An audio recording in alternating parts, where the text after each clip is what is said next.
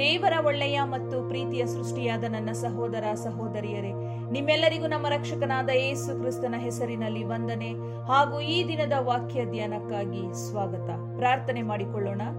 ಪರಿಶುದ್ಧನಾದ ಪರಲೋಕದ ತಂದೆಯೇ, ಸರ್ವ ಸೃಷ್ಟಿಕರ್ತನೆ, ನಮ್ಮ ರಕ್ಷಕನಾದ ಯೇಸು ಕ್ರಿಸ್ತನ ತಂದೆಯು ದೇವರು ಆಗಿರುವಾತನೇ, ನಿಮ್ಮ ಪರಿಶುದ್ಧ ನಾಮಕ್ಕೆ ಸ್ತೋತ್ರವಾಗಲಿ.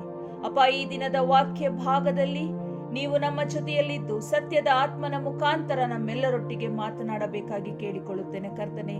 ಈ ವಾಕ್ಯ ಭಾಗಗಳ ಧ್ಯಾನದ ಮುಖಾಂತರ ನಿಮ್ಮ ಪವಿತ್ರ ನಾಮಕ್ಕೆ ಮಹಿಮೆಯುಂಟಾಗಲಿ ತಂದೆಯೇ, ಆಮೆನ್.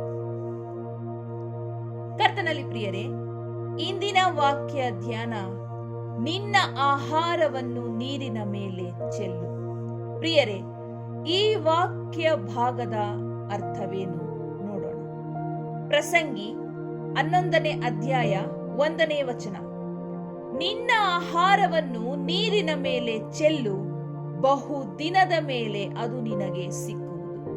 ಪ್ರಿಯರೇ, ನಮ್ಮ ಆಹಾರವನ್ನು ನೀರಿನ ಮೇಲೆ ಚೆಲ್ಲಬೇಕಂತೆ ಬಹು ದಿನದ ಮೇಲೆ ಆ ಆಹಾರ ನಮಗೆ ಸಿಕ್ಕುತ್ತದಂತೆ.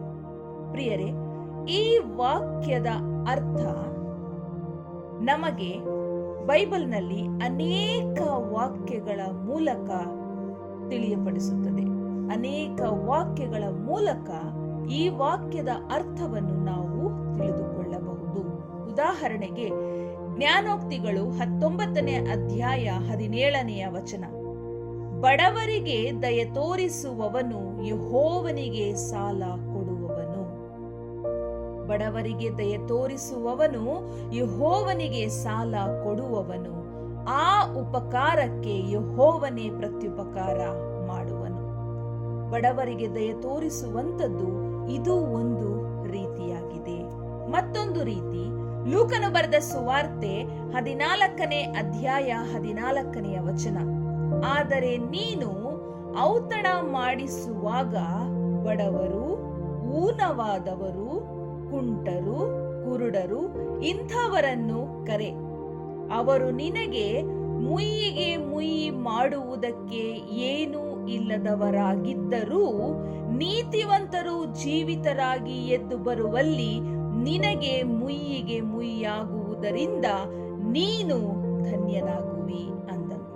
ಪ್ರಿಯರೇ, ಬಡವರಿಗೆ ದಯ ತೋರಿಸುವಂಥದ್ದು ಮತ್ತು ನಾವು ಕುರುಡರಿಗೆ, ಕುಂಟರಿಗೆ, ಊನವಾದವರಿಗೆ, ಬಡವರಿಗೆ ನಾವು ನಮ್ಮ ಔತಣದಲ್ಲಿ ಪಾಲು ಕೊಡುವಂಥದ್ದು ಮತ್ತೊಂದು ರೀತಿಯಾಗಿದೆ. ಮತ್ತೆ ನೋಡಿ, ಮತ್ತೊಂದು ವಾಕ್ಯ, ಇಬ್ರಿಯರಿಗೆ ಬರೆದ ಪತ್ರಿಕೆ 6ನೇ ಅಧ್ಯಾಯ 10ನೇ ವಚನ. ನೀವು ದೇವ ಜನರಿಗೆ ಉಪಚಾರ ಮಾಡಿದಿರಿ. ನೀವು ದೇವ ಜನರಿಗೆ ಉಪಚಾರ ಮಾಡಿದಿರಿ, ಇನ್ನೂ ಮಾಡುತ್ತಾ ಇದ್ದೀರಿ ಈ ಕೆಲಸವನ್ನು. ಇದರಲ್ಲಿ ನೀವು ದೇವರ ನಾಮದ ವಿಷಯವಾಗಿ ತೋರಿಸಿದ ಪ್ರೀತಿಯನ್ನು ಆತನು ಮರೆಯುವುದಕ್ಕೆ ಅನ್ಯಾಯಸ್ಥನಲ್ಲ. ನೋಡಿ, ಮೊದಲನೇದಾಗಿ ಬಡವರಿಗೆ ದಯ ತೋರಿಸುವಂಥದ್ದು, ಅವರ ಕಷ್ಟಗಳಲ್ಲಿ ನಾವು ಆಗುವಂಥದ್ದು. ಮತ್ತು ಎರಡನೆಯದಾಗಿ, ನಾವು ನಮ್ಮ ಆಹಾರದಲ್ಲಿ ಅಥವಾ ಔತಣ ಕೂಟದಲ್ಲಿ ಬಡವರಿಗೆ, ಊನವಾದವರಿಗೆ, ಕುಂಟರಿಗೆ, ಕುರುಡರಿಗೆ ಅವಕಾಶವನ್ನು ಕೊಡುವಂಥದ್ದು. ಮತ್ತು ಇನ್ನೊಂದು, ದೇವ ಜನರಿಗೆ ಕೊರತೆ ಬಂದಾಗ ಸಹಾಯ ಮಾಡುವಂಥದ್ದು. ಮತ್ತೆ ಮುಂದೆ ನೋಡಿ, ಮತ್ತಾಯನು ಬರೆದ ಸುವಾರ್ತೆ 10ನೇ ಅಧ್ಯಾಯ 42ನೇ ವಚನ. ಈ ಚಿಕ್ಕವರಲ್ಲಿ ಒಬ್ಬನಿಗೆ ಯೇಸುವಿನ ಶಿಷ್ಯನೆಂದು ಯಾವನಾದರೂ ಒಂದು ತಂಬಿಗೆ ತಣ್ಣೀರನ್ನಾದರೂ ಕುಡಿಯುವುದಕ್ಕೆ ಕೊಟ್ಟರೆ ಬರತಕ್ಕ ಪ್ರತಿಫಲವು ಅವನಿಗೆ ತಪ್ಪುವುದೇ ಇಲ್ಲವೆಂದು ನಿಮಗೆ ಸತ್ಯವಾಗಿ ಹೇಳುತ್ತೇನೆ ಅಂದನು. ಈ ವಾಕ್ಯವನ್ನು ಯೇಸು ಸ್ವಾಮಿ ತಾನೇ ಹೇಳಿರುವಂತದ್ದಾಗಿದೆ. ಮತ್ತೆ ಲೂಕ ಬರೆದ ಸುವಾರ್ತೆ 14:14 ಸಹ ಔತಣದ ವಿಚಾರದಲ್ಲಿ ಈ ವಿಚಾರವನ್ನು ಸಹ ಯೇಸು ಸ್ವಾಮಿ ತಾನೇ ಹೇಳಿದ್ದಾರೆ. ಯೇಸುವಿನ ಶಿಷ್ಯನೆಂದು ಅರಿತು ನಾವು ಆ ವ್ಯಕ್ತಿ ಒಳ್ಳೆಯವರ ಕೆಟ್ಟವರ ಅಂತ ನಾವು ನೋಡಿ ನಿರ್ಧರಿಸುವುದು ನಮಗೆ ಬೇಕಾಗಿಲ್ಲ, ಅದು ಮುಖ್ಯ ಅಲ್ಲ. ಆದರೆ ಅವರು ಯೇಸುವನ್ನು ನಂಬಿಕೊಂಡಿದ್ದೆ, ಆದರೆ ಯೇಸುವಿನ ಶಿಷ್ಯರೆಂದು ಹೇಳಿ ನಾವು ಅವರಿಗೆ ಕುಡಿಯುವುದಕ್ಕೆ ನಮ್ರತೆಯಿಂದ ಒಂದು ತಂಬಿಗೆ ತಣ್ಣೀರನ್ನಾದರೂ ಕೊಟ್ಟರೂ ಸರಿಯೇ, ಅದಕ್ಕೆ ಪ್ರತಿಯಾಗಿ ದೇವರು ನಮಗೆ ಪ್ರತ್ಯುಪಕಾರವನ್ನು ಮಾಡುತ್ತಾರೆ ಎನ್ನುವಂಥದ್ದು ಈ ವಾಕ್ಯಗಳಿಂದ ನಮಗೆ ಗೊತ್ತಾಗುತ್ತದೆ ಪ್ರಿಯರೇ. ಪ್ರಿಯರೇ, ಈಗ ನಿಮಗೆ ಅರ್ಥ ಆಯ್ತು ಅಂತ ಅನ್ಕೊಳ್ತೀನಿ. ನಾವು ನೀರಿನ ಮೇಲೆ ಚೆಲ್ಲುವ ಆಹಾರ ಯಾವುದು ಮತ್ತು ಯಾವ ರೀತಿ ಅಂತ. ಇದಕ್ಕೆ ಮತ್ತೊಂದು ವಾಕ್ಯ ಭಾಗವೂ ಸಹ ಉದಾಹರಣೆಯಾಗುತ್ತದೆ. ಅದು ಯಾವುದಪ್ಪ ಅಂದ್ರೆ ಗಲಾತ್ಯದವರಿಗೆ ಬರೆದ ಪತ್ರಿಕೆ 6ನೇ ಅಧ್ಯಾಯ 9 ಮತ್ತು 10ನೇ ವಚನ. ಒಳ್ಳೆಯದನ್ನು ಮಾಡುವುದರಲ್ಲಿ ಬೇಸರಗೊಳ್ಳದೆ ಇರೋಣ, ಯಾಕಂದರೆ ಮನಗುಂದದಿದ್ದರೆ ತಕ್ಕ ಸಮಯದಲ್ಲಿ ಬೆಳೆಯನ್ನು ಕೊಯ್ಯುವೆವು. ಆದದರಿಂದ ಸಮಯವಿರಲಾಗಿ ಮುಖ್ಯವಾಗಿ ಒಂದೇ ಮನೆಯವರಂತಿರುವ ಕ್ರಿಸ್ತ ನಂಬಿಕೆಯುಳ್ಳವರಿಗೆ ಮಾಡೋಣ. ಪ್ರಿಯರೇ, ಈ ವಾಕ್ಯ ಸೇವೆಯ ಕುರಿತು ಆಗಿದೆ. ಯೇಸುವಿನ ಕುರಿತು ನಾವು ಸಾರುವಂತಹ ಸುವಾರ್ತೆಯ ಕುರಿತು, ದೇವರ ಸೇವೆಯ ಕುರಿತು ಈ ವಾಕ್ಯವು ಮಾತನಾಡುವಂತದ್ದಾಗಿದೆ. ಪ್ರಿಯರೇ, ಹಾಗಾದರೆ ನಮ್ಮ ಆಹಾರವನ್ನು ನಾವು ನೀರಿನ ಮೇಲೆ ಚೆಲ್ಲುವುದಕ್ಕೆ ಮೊದಲು ನಮ್ಮ ಹತ್ರ ಆಹಾರ ಇರಬೇಕಲ್ವಾ? ಅದಕ್ಕೆ ನಾವು ಏನ್ ಮಾಡಬೇಕು? ದೇವರಿಂದ ನಾವು ಆ ಆಹಾರವನ್ನು ಮೊದಲು ಪ್ರಾರ್ಥನಾ ಪೂರ್ವಕವಾಗಿ ಕೇಳಿ ಪಡೆದುಕೊಳ್ಳಬೇಕು. ನೋಡಿ, 2ನೇ ಕೊರಿಂಥದವರಿಗೆ ಬರೆದ ಪತ್ರಿಕೆ 9ನೇ ಅಧ್ಯಾಯ 10ನೇ ವಚನದಲ್ಲಿ ಈ ರೀತಿಯಾಗಿ ಬರೆಯಲ್ಪಟ್ಟಿದೆ: ಬಿತ್ತುವವನಿಗೆ ಬೀಜವನ್ನು, ಉಣ್ಣುವವನಿಗೆ ಆಹಾರವನ್ನು ಕೊಡುವಾತನು ನಿಮಗೂ ಬಿತ್ತುವುದಕ್ಕೆ ಬೀಜವನ್ನು ಕೊಟ್ಟು ಹೆಚ್ಚಿಸಿ ನಿಮ್ಮ ಧರ್ಮ ಕಾರ್ಯಗಳಿಂದಾಗುವ ಫಲವನ್ನು ವೃದ್ಧಿಪಡಿಸುವನು. ಹೀಗೆ ನೀವು ಎಲ್ಲಾ ವಿಷಯಗಳಲ್ಲಿ ಐಶ್ವರ್ಯವಂತರಾಗಿದ್ದು ಉದಾರವಾಗಿ ಕೊಡ ಶಕ್ತರಾಗುವಿರಿ. ಪ್ರಿಯರೇ, ಯಾರ್ಯಾರಿಗೆ ಈ ಒಂದು ವರಗಳು ಕೊಡಲ್ಪಟ್ಟಿದೆ ಅಂಥವರನ್ನ ದೇವರು ಹೆಚ್ಚಾಗಿ ಆಶೀರ್ವದಿಸ್ತಾರೆ. ಅಂಥವರಿಗೆ ಬಿತ್ತುವುದಕ್ಕೆ ಬೀಜವನ್ನು, ಅಂದರೆ ದಾನ ಮಾಡುವುದಕ್ಕೆ ಬೇಕಾಗಿರುವಂತವುಗಳನ್ನು ಒದಗಿಸಿಕೊಡ್ತಾರೆ. ಅದಕ್ಕಾಗಿ ನಾವು ದೇವರಿಂದ ಪ್ರಾರ್ಥನಾ ಪೂರ್ವಕವಾಗಿ ಈ ಒಂದು ಆಶೀರ್ವಾದಗಳನ್ನ ದೇವರಿಂದ ನಾವು ಪಡೆದುಕೊಳ್ಳಬೇಕು.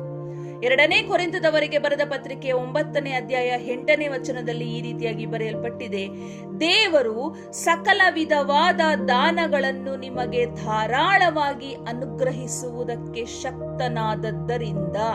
ದೇವರು ಸಕಲ ವಿಧವಾದ ದಾನಗಳನ್ನು ನಿಮಗೆ ಧಾರಾಳವಾಗಿ ಅನುಗ್ರಹಿಸುವುದಕ್ಕೆ ಶಕ್ತನಾದದ್ದರಿಂದ ನೀವು ಯಾವಾಗಲೂ ಎಲ್ಲಾ ವಿಷಯಗಳಲ್ಲಿ ಪರಿಪೂರ್ಣತೆಯುಳ್ಳವರಾಗಿ ಸಕಲ ಸತ್ಕಾರ್ಯಗಳನ್ನು ಹೇರಳವಾಗಿ ಮಾಡುವವರಾಗಿರಬೇಕು.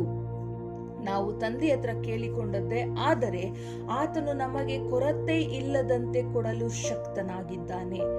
ಅದನ್ನು ನಾವು ನಮ್ಮ ಸ್ವಪ್ರಯೋಜನಕ್ಕಾಗಿ ಉಪಯೋಗಿಸಿಕೊಳ್ಳದೆ ಇತರರ ಪ್ರಯೋಜನಾರ್ಥವಾಗಿ ನಾವು ಅದನ್ನ ಉಪಯೋಗಿಸಬೇಕು. ಹೀಗೆ ಮಾಡಿದರೆ ನಮಗೆ ತಂದೆ ದೇವರಿಂದ ಆಶೀರ್ವಾದ ಸಿಗುತ್ತೆ. ಅಂದ್ರೆ ಇಲ್ಲಿ ಹೇಳಿದರೆ ಪ್ರತಿಫಲ ಸಿಗುತ್ತೆ. ಹೀಗೆ ಮಾಡಿದರೆ ನಿಮಗೆ ಪ್ರತಿಫಲ ಸಿಗುತ್ತೆ ಅಂತ ಹೇಳಿದರೆ, ಹಾಗಾದರೆ ಈ ರೀತಿಯಾಗಿ ನಾವು ನಡೆದುಕೊಂಡರೆ ನಮಗೆ ಸಿಗುವಂತ ಪ್ರತಿಫಲ ಏನು? ನೋಡಿ, ಪ್ರಸಂಗಿ 11ನೇ ಅಧ್ಯಾಯ 2ನೇ ವಚನ: 7 ಮಂದಿಗೆ, ಹೌದು 8 ಮಂದಿಗೆ ಹಂಚಿಬಿಡು, ಲೋಕದಲ್ಲಿ ಮುಂದೆ ಸಂಭವಿಸುವ ಕೇಡು ನಿನಗೆ ಗೊತ್ತಿಲ್ಲ. ನೋಡ್ರಿ, ಈ ರೀತಿಯಾಗಿ ದೇವರು ನಮಗೆ ಕೊಟ್ಟಿದ್ದನ್ನ ನಾವು ಇತರರಿಗೆ, ಬಡವರಿಗೆ, ಕೈಲಾದವರಿಗೆ ದೇವರು ಮೆಚ್ಚೋ ರೀತಿಯಲ್ಲಿ ನಾವು ಉಪಯೋಗಿಸಿದ್ದೆ ಆದರೆ, ಅವರಿಗೆ ದಾನ ಮಾಡಿದ್ದೆ ಆದರೆ ಮುಂದೆ ಬರುವಂತಹ ಕೇಡುಗಳು ನಮಗೆ ಸಂಭವಿಸುವುದಿಲ್ಲ ಅಂತ ದೇವರ ವಾಕ್ಯ ನಮಗೆ ಇಲ್ಲಿ ಹೇಳ್ತಾ ಇದೆ. ಯಾಕಂದರೆ ಅಂಥವರನ್ನ ಕಾಯುವುದಕ್ಕೆ ದೇವರು ತಾನೇ ಮುಂದೆ ನಿಂತಿರುತ್ತಾರೆ. ಯೋಬನ ಪತ್ರಿಕೆ 5ನೇ ಅಧ್ಯಾಯ 19ನೇ ವಚನದಲ್ಲಿ: 6 ಇಕ್ಕಟ್ಟುಗಳಿಂದ ಆತನು ನಿನ್ನನ್ನು ಬಿಡಿಸುವನು, 7ನೆಯ ಇಕ್ಕಟ್ಟು ಉಂಟಾದರೂ ಯಾವ ಕೇಡು ನಿನ್ನನ್ನು ಮುಟ್ಟದು. ಆಮೇನ್. ಕರ್ತನಲ್ಲಿ ಪ್ರಿಯರೇ, ಈ ವಾಕ್ಯಗಳಂತೆಯೇ ದೇವರು ನಿಮ್ಮೆಲ್ಲರನ್ನು ಹೆಚ್ಚಾಗಿ ಹೇರಳವಾಗಿ ಆಶೀರ್ವದಿಸಲಿ. ದೇವರಿಂದ ಕೇಳಿ ಪಡಕೊಂಡಂತ ನಿಮ್ಮ ಆಹಾರವನ್ನು ನೀವು ನೀರಿನ ಮೇಲೆ ಚೆಲ್ಲುವಂತಾಗಲಿ. ಕಡೆಯಲ್ಲಿ ನಾವೆಲ್ಲರೂ ಒಟ್ಟಾಗಿ ಆತನ ಮಕ್ಕಳಾಗಿ ಆತನನ್ನು ಸೇರುವಂತವರಾಗೋಣ. ಆಮೇಲೆ